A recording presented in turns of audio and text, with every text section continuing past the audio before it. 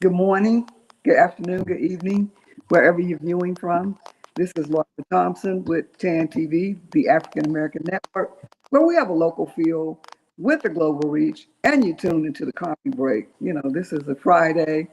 It's kind of coffee break time in San Antonio. It's a little bit earlier. We're talking to a phenomenal young lady, but she's in Stockton, California right now, and so we're going to have a fun conversation about what she does and who she is and where she's from and all those good things. So before we start the interview, could you give us a little background information on you, like who you are, what you do, why you do it, where you're from, all of that good stuff? Right. Okay. Well, my name is Teri Tobin. I was born on Valentine's Day Oh, wow. in Arizona. Um, Left Arizona when I was a young girl, like 7, and I moved to Southern California, and that's where I was raised. So when people ask me where home is, it really could be anywhere, but those are the two main homes. After I attended school um, in high school in California, we moved to ATL, then I transferred to Howard, and so I got a taste of living on the East Coast. And so again, home is wherever I am. This is how I feel. Um, but throughout that whole time, music has always been a part of my landscape. My mom and my grandmother used to always ask me, like, is there anything else can you think of something else to do? Because I was singing all the time. Like, Right. back in the day, the TV commercials and all the jingles from TV shows, I Mm, sang them all. And to some, that may feel like that's a great feat, but to them, they were over it. all day, right? Yes. And so but so I just always loved music, and I was always drawn to it. So I started singing in the church, and then we moved to California. I kind of got involved with a couple of other opportunities, singing this choir that was kind of like a children's version of USA for Africa. Wow. And and it was like right when We Are the World, and those that were around then, they know that when We Are the World aired around the world at the same time on every single channel, that was a big deal, It back was. then. And so this DJ out of LA decided he wanted to have kids sing the song, audition. Now, if you ask my mother, she'll probably say it was 12 million people that auditioned, but I I think it was probably closer to between 3 and 5 thousand kids that auditioned. Wow, that's a lot. Yeah. And out of that number, 50 of us were chosen. And Wow. I auditioned. I became a part of that choir, and that was more of like a charity type thing. And so because it was like USA for Africa, only a kids version, they brought in the child stars were of that time. So Drew Barrymore, Rasan Patterson, Shanice Wilson, Kim Fields, um, gosh, it was so many people that were out at that time. Alyssa Milano. And at the time, I didn't know the weight of what I was involved in. But that particular song, well, it was a single, the A and B selection. Back in the day, that's what it was. But it was produced by George Duke. Wow. And at the time, I didn't know the weight of being able to work with the George Duke. But as a result of that, I also got the call to sing backgrounds for Jeffrey Osborne. So that was my first official performance where I actually got paid doing doing what I love to do. All And I right. haven't And looked back since. how were you when you worked with Jeffrey? So that was, I think I was about 11, maybe Wow. 11 or 12, something like that. So he had a song called Soweto that was, about apartheid at the time. And so during his chorus, he wanted these kids to sing Soweto with him. And again, that was kind of like the beginning, of course, getting my first check, but also really seeing what it was like to be in a studio and like to work with a professional, you know what I mean? And then back then also, as a kid, all I did was look at liner notes. And Mhm. so when I go into the studio, I'm excited to see Jeffrey, but I'm also excited to see the engineer because I had seen his name, and all of Wow. the different, musicians and the background singers, I knew them by name just because that's just that was my idea of fun is reading liner notes. But yeah, that was definitely, it set the standard for me because I wanted to make sure that that I soaked it all in, and I absolutely did. I absolutely loved watching him work. And it's not that he didn't, because we were kids, so he played with us and joked and all that kind of stuff. But what I learned from him was time is money, and so we didn't waste any time when it came time to like needing to do our takes and all of that. So it was great. Wow. So I did a little snooping around to Okay. find a few things about you, but before that, I received an interesting phone call from, well, not a phone call, she emailed Sherry Thompson, Yes. and she inquired about TAAN TV interviewing you. And Hmm. so, normally I don't really respond. I guess I should, but I really don't respond to random emails because Right. Right. I just didn't know. But I did a little research on you, and I said, so I called, and her last name is Thompson as well. I'm Laura. Right. She's Sherry Thompson, Right. right? So Yes. then I saw your name, Teri Tobin, and Yes. the Tobin name is really, really prominent here in San Antonio. But the real Right. puzzling part about it is asking her, how'd you hear about us? And she Right. said, oh, well, somebody from Sacramento told me. Yeah. And so I said, well, we don't know anybody in Sacramento either, but that's Right. really phenomenal that that happened. But I was telling her that again, the Tobin name is real popular in San Antonio, or prominent in San Antonio. They've got a library and hike and bike, Tobin Performing Arts Center, and Right. your name is Tobin. And we were talking before we came online, and your grandfather was a Tobin That's and, right. and lived in San Antonio. So He did. He there is did. an indirect San Antonio connection. It is. And So that's why I say I believe everything happens for a reason, but I also believe there's so many things that happen in my life that are divinely ordered and I may not understand it. right, But, there's a reason for us to speak today, and then the connection is just there. I obviously I wouldn't have known that you both had the same last name, and yeah, so I think it's great. I'm actually well, she excited to didn't talk. know. She called me. We talked. Right. She didn't even ask me my name. I I I told her that I was returning her phone call. She said, Right. "Oh, okay, good. I've been hoping you would call." And I said, Yeah, "You know who this is?" And she said, "Yes." So I assumed she knew my name, so I didn't tell her my name. I And got you.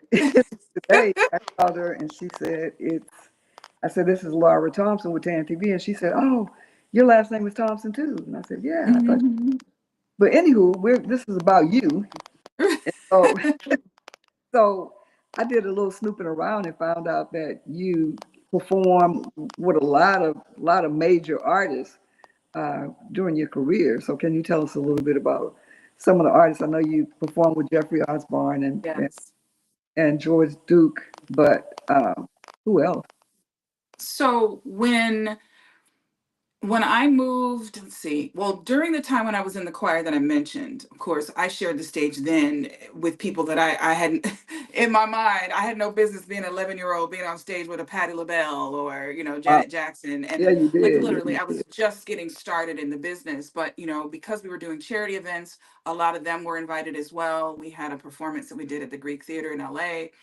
And I mean, I probably couldn't even scan over everybody that was on that stage, but Patty was one of them, Luther was one of them. Wow. And so you fast forward to when I transferred to Howard. I was a part of the Howard University chorale, and so we performed oftentimes in various places. And that particular year was the inauguration for Bill Clinton. And Wow. so they had the gala on the mall, and it was this big this big production, literally. And so they had us sing for two of the major artists, was Whitley Phipps and Diana Ross. And so as the choir, we sang behind them, but then like in the big finale, we sang We Are the World of all songs. Wow. and and so it was like a full circle moment for me. And nobody in the choir knew, my connection to it or whatever. But so on that stage, and mind you, I didn't even like, I knew who was there based on who I saw during rehearsals and behind the scenes. So behind the scenes, it was like John Cicada and Luther Vandross and Mary Chapin Carpenter, and of course the fellas from Shy, of course, because they went to Howard. Um, and so, but that's who I actually could tangibly see. I have photos, very few photos because I had a flood that wiped out a lot of them, but I have the one of the back of Luther and them around the piano practicing. But at any rate, it was many years later, because I remembered it as a memory, but I did not remember everybody that was there. And especially because when you're on stage, where we were stationed on the stage, we were kind of behind everybody, so we couldn't really see who was in the front. And back then we didn't have a DVR. If you missed it, you just missed it, right?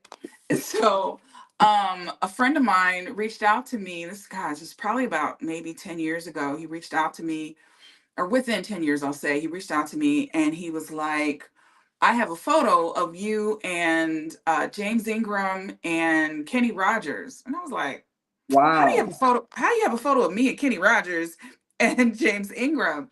And he took a snapshot, a screenshot of the video Wow. from when we performed the finale at that inaugural ball. And you could barely see me. Let me just be But clear, because the lighting, of course, was not designed for chocolate covered skin, but you could see me cheesing really hard. That's how I knew that it was me. right. Wow. But I located the video myself and I uploaded it to my YouTube because I too was kind of in shock. And then I was reminded that Michael Jackson was on that stage at the same time as I was when we sang "We Are the World." Everybody and Hey, their mother was on that stage. wow, that's phenomenal. So, I, uh, your agent sent me, a listing of some of your songs from Sure. YouTube, and I picked one Okay. that so I'm gonna play a little bit of it. I'm not gonna play the whole thing, but it's Okay. real.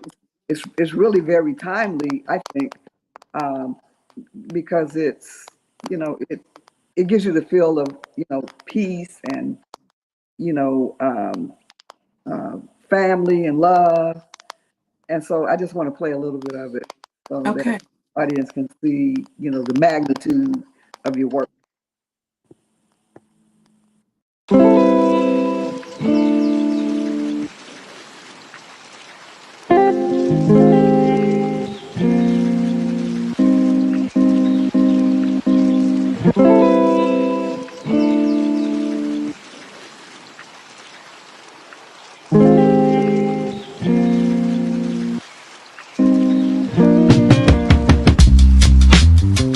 Sunrise, and I'm feeling brand new.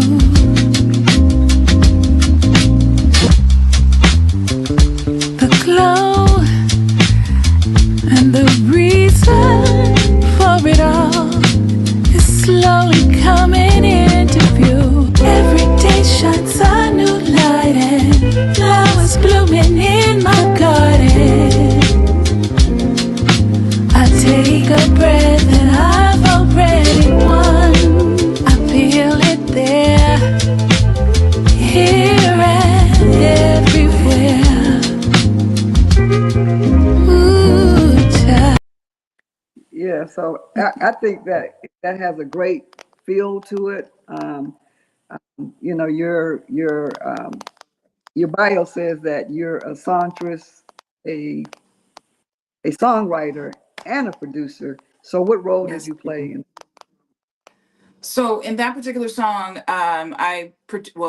vocally produced and wrote the melody and lyrics of the song. I co-wrote that with Rodney Jones. Um, what's interesting about that though is, as a writer, when life is lifing, sometimes it's difficult to write. And I had writer's block for like 5 years prior to writing that song. That was the first song that I wrote post writer's block, but that's why I also decided to make it the first song on the album, because it was kind of like an awakening for me finally. Wow. And there's so many, like when I first wrote it, I wrote it because it was, I was all in love, because you know how it is. You're in love and it's rainbows and unicorns and everything is just wonderful.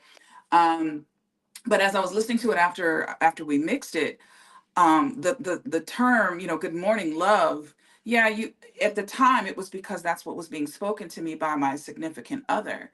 But what I decided is that anybody can make the determination how they want to view it. If they Mm-hmm. want to view it as you looking at yourself in the mirror, saying good morning, love, and starting off your day right, which is what of course I promote.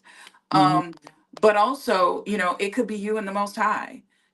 Every day that you wake up above ground is a blessing. And so you have he literally, he or she, whatever you believe, could be saying good morning, love to you every time you wake up. So it took on a different meaning for me, as time has gone on, and the more and more grateful I become every day that, I get to wake up and do what I love to do.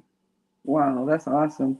So, the reason for this interview, I wanted to learn a little bit more about you and the viewing audience to learn a little bit more about you, other than just that, you're a songwriter, producer, vocalist.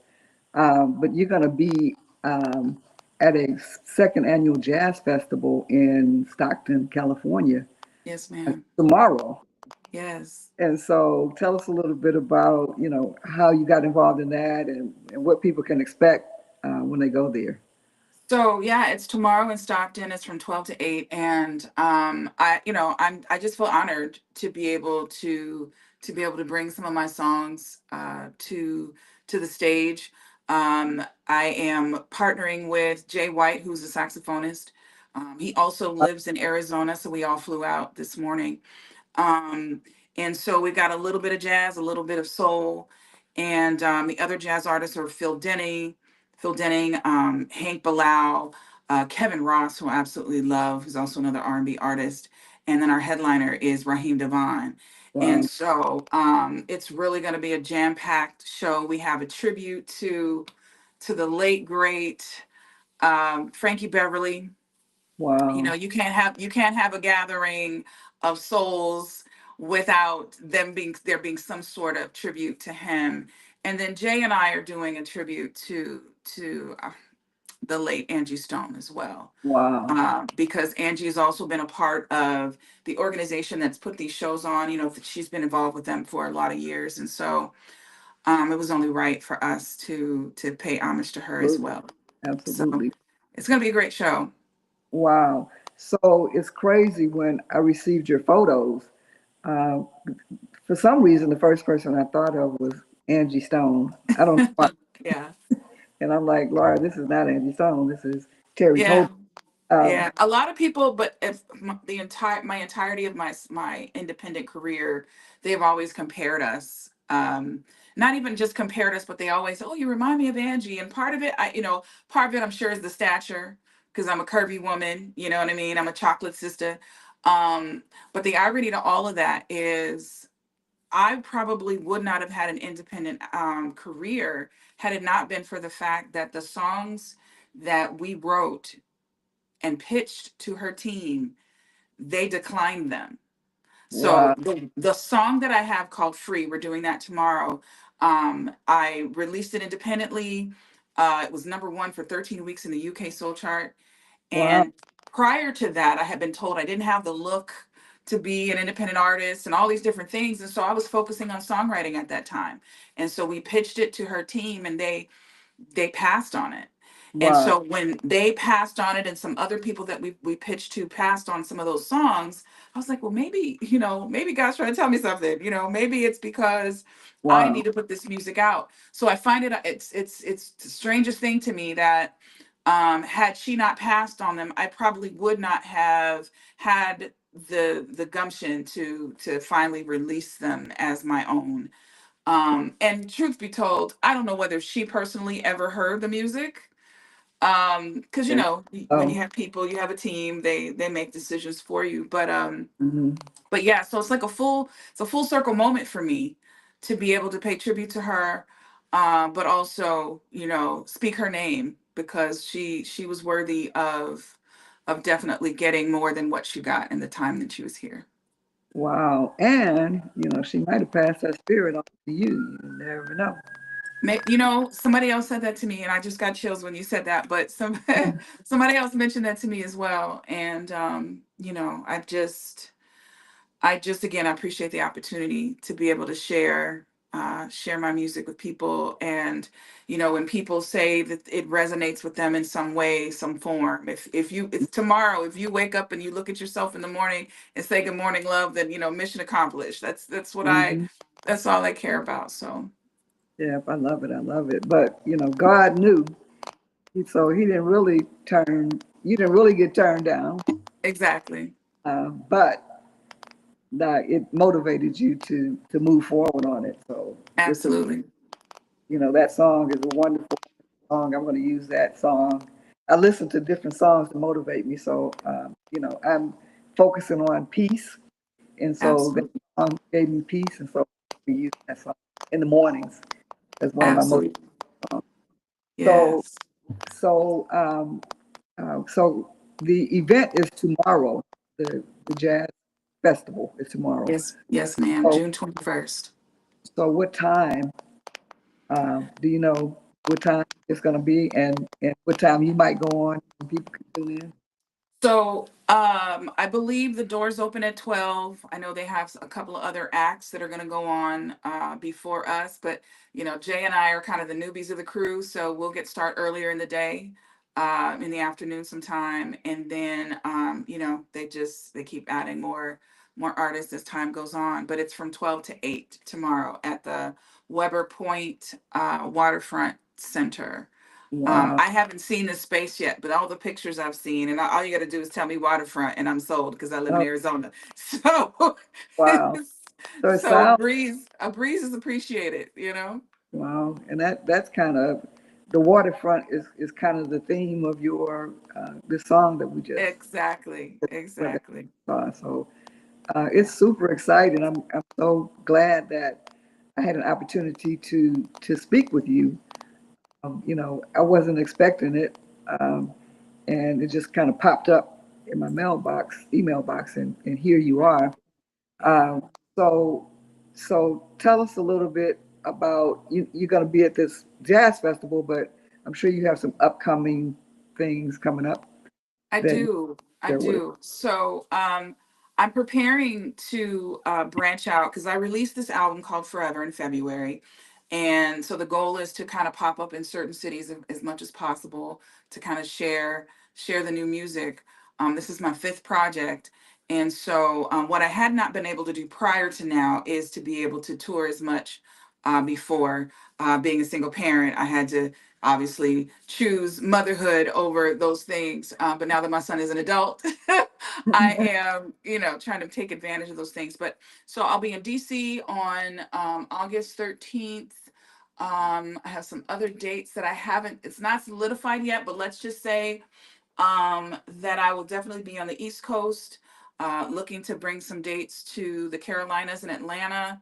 Okay. And I'm also looking to come to Texas. So we are definitely open to bringing our show wherever it's appreciated. Like that's really the bottom line. And I would love to come back to San Antonio. I was sharing with you how long it's been, but I Wow. would love to come back.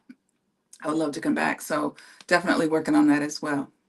Well, all right, Terry Tobin. I think that you will be a great asset to San Antonio and to the Tobin Center. Uh, Yes, and let's speak that into existence. indeed, indeed. Yes. So you're going to be traveling and performing up through the end of the year. Yes, actually, I am. I have. We just finished our Juneteenth event this past weekend. We did it over the weekend. Okay. So I have some things that I do locally in Tempe, Arizona. But let's see. So I do DC in August. September, I can't say those dates yet, but October I'll be in Vegas. November I'll be doing some things in California again. I'm sorry, Arizona again. But working on some other dates in California. So the best way for people to like keep track of me if they want to know like where I'm going to be, there's an Okay. app called or website called Songkick. So SONGKICK.com. And Okay. what you do is you put in your email address and you put in your zip code. And then you also put in your favorite artists. And then it'll notify you when dates have opened up near you. That way you never miss, when that person is coming. So I always encourage people to do that, because just like now, I have some things that are being negotiated, but I can't really say those cities yet. But Right? once they're solidified, then you'll get notified if you sign up with Songkick. Or you can also follow me on social media, because I also announce them there. Wow, that's crazy. They have an app for everything, don't They they? do. They do. They Y'all do. sign up for Soundkick, download the app, Absolutely. keep track of what Miss Teri Tobin is doing and where she's going to be. And, you might be surprised. She might pop up in San Antonio That's sometime right. 26. Who knows? That's right. That's right. Because she does have roots here. I do. Right. So this has been a great, great, great conversation. I'm going to take a brief station break and then we'll come back and wrap everything up and let you give your closing remarks. But I Okay. appreciate you taking the time, your busy schedule, to come out and hang out with us for a little bit. And I want to talk a little bit about, what y'all did for Juneteenth and what y'all know about Juneteenth. Okay. It's Fanta.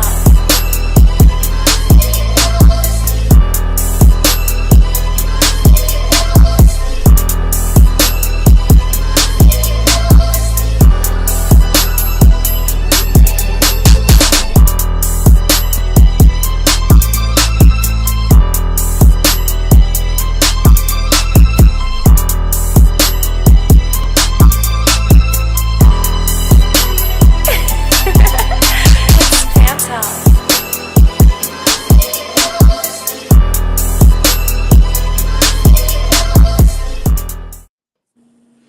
So, Juneteenth originated out of Texas, out of Out of Galveston, Galveston. Texas, That's right. uh, Hmm. because Texas was the last state to find out about it, supposedly. And Right. so Juneteenth originated there. So a lot of people across the country don't really know about Juneteenth. Of course, they know about it now, I think, because it's a national Right. holiday. Because it But it became was national. Absolutely. Yeah. mhm. But When it I was a moved to, Texas. because I lived in Houston when did I live there? Like in the early 2000s. That's when I Okay. first became aware of what Juneteenth was. And Okay. you imagine being that age, it was just 20, less than 20 years ago. And so to discover that and to realize as a part of our culture that obviously is not being taught abroad, Hmm.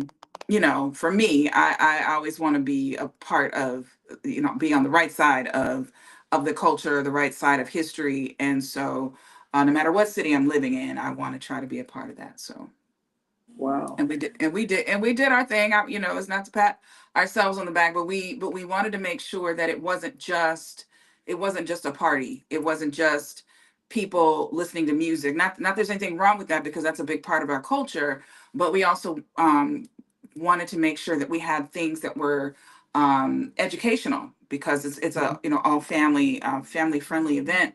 So we had T2B Collective is an organization, they're a nonprofit organization that sponsored a porch.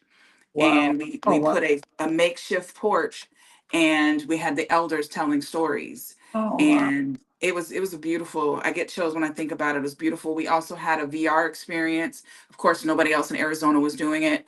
We had a VR experience called Traveling While Black. And so you put on the VR glasses and you get to experience what it was like traveling while black Wow. back in the day. So you get a true history lesson, not just come and get some good eats and here's some good music. We wanted to make sure that people left there with something. Wow. So we had a great time. That's a And I very, was the very, host. I was the host this last 2 years. the hostess with the mostest. Wow. Yeah.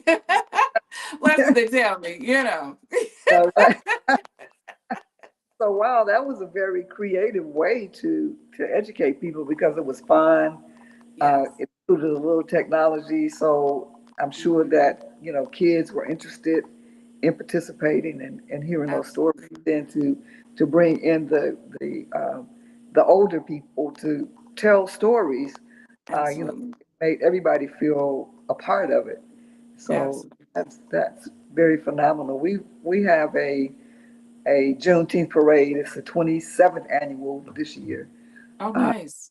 so that happened last Saturday, And then Hmm. there's another event, the Juneteenth Coalition does an event, and it's mostly entertainment, uh, Okay. but that's the entertainment component. Then there was a gospel concert on Wednesday at the Nice. Open Performing Arts Center. How about that? Okay.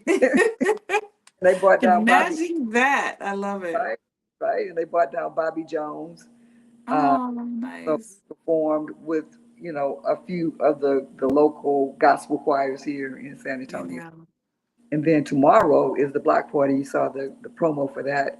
And that's Yes. to be, integrated with education, entertainment, food, fun, Nice. things for the kids, things for the family, and just people from all walks of life in the community. So um, this is a great, opportunity to celebrate who we are.